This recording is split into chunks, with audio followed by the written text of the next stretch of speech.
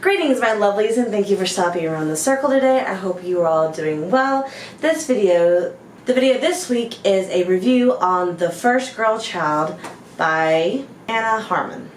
So let's go.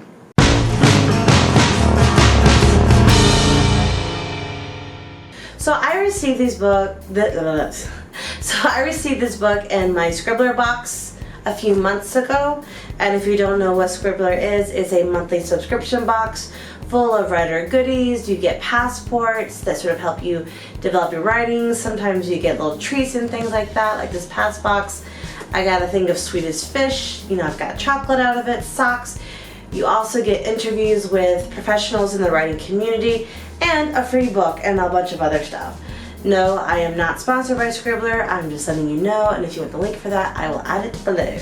But anywho, this was a book that I had in the box, and I'm slowly trying to work through my process of reading all of the giant to-read bookshelf, basically, that I have at this point. And so, this book takes place on a completely made-up island called Selah. And it's in the shape of a star with 6 points, and there are 6 clans with the king who lives in the middle. So what's cool about this world is that it's loosely based in Norse mythology. The gods that they talk about are the same, and what the author did was just tweak it a little bit to fit her story, with one of Odin's sons and giving him some different children and blah blah blah blah blah. So in this world, runes have power, but only when drawn in blood, and there's these group of men called the Keepers who protect the secret of the runes and serve as kind of like druids, where they keep the history and secret of the land, they protect the magic of the land, they counsel the king and other clans, but they're mostly dealing with the gods. So the villain in this story is called Ban Rudd. And he basically betrays this woman called Desmonda, tossing her aside after impregnating her for a chance to marry the king's daughter.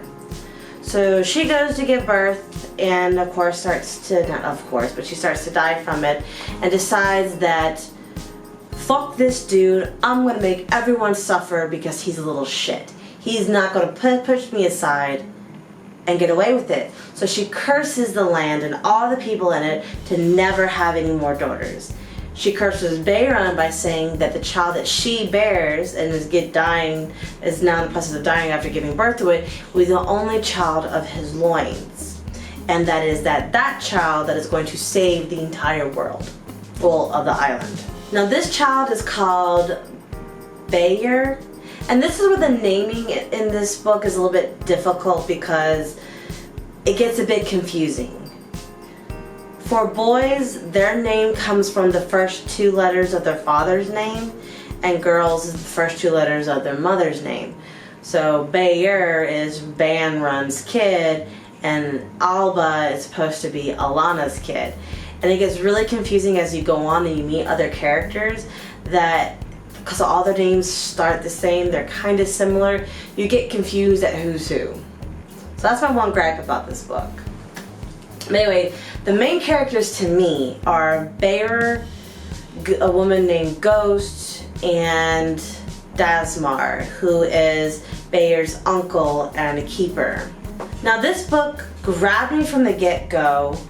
I absolutely loved it. No parts were really draggy to me. Because sometimes you get really good beginnings, middles kind of drag, and the ending gets like hella exciting real quick. But I really didn't have that problem with this book. Everything flowed. It encompasses like 25 years, but it doesn't feel like it's taking an eternity to get there. It's like a natural progression, and then they just do some time jumps.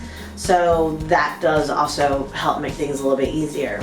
It's a very rich world that we don't really get to delve too much into, because you have your 6 clans and they're all associated with a different animal, and they protect the island at certain points, and we don't really get to see too much of that because it focuses mostly on the temple and the king's mound. So it's the bastard-ass king and his wife with his princess, and then the keepers and Bayer. And what I really like about this story is that the miscommunication and secrets actually have a legit reason for people to hold on to them for like 20 plus years. Ghost holds on to her secret because Dasmar holds on to his out of the love of his sister and her son that he in turn raised. So when it comes to rating this book, I'm going to give it a solid 4 cups of coffee. If I had the time to actually sit down with it without anything else going on, I probably could have finished it in one day. The world is very rich, even though we don't get to see a lot of it, but the story moves along in such a smooth procession with little nuggets and kernels of it dropped in throughout here that you get to immerse into it in some way, shape, or form. You really don't know how it's going to end, because one of the fears of Dasmar is that Bayer's birth brought on the curse, and he's afraid that the only way to relieve the curse is by his death of this kid that he loves. And you're wondering, how are they going to solve this problem? How are they going to break Gismonda's curse so that the land can have girls? I mean, you got to have women in order to propagate an entire, culture. And even though they're going out and they're raiding other kingdoms, bartering with other kingdoms, bringing in slaves or stealing women from their homes, even those women are not giving birth. So the issue kind of lies in with the men, not necessarily the women. But because the women are in short supply, they're doing whatever they can to sort of keep themselves going, but they just keep producing more sons, which cause a lot of problems when there are not a lot of girls to go around. And any female in the military will tell you that is some real shit. Men get mean and ornery and crazy when there's a surplus of them and not of women, because it's like they feel entitled to have a woman or some shit like that. I can't speak for all men, all people, but it is something that I have noticed. So, have you read this book? Let me know what you thought of it down below.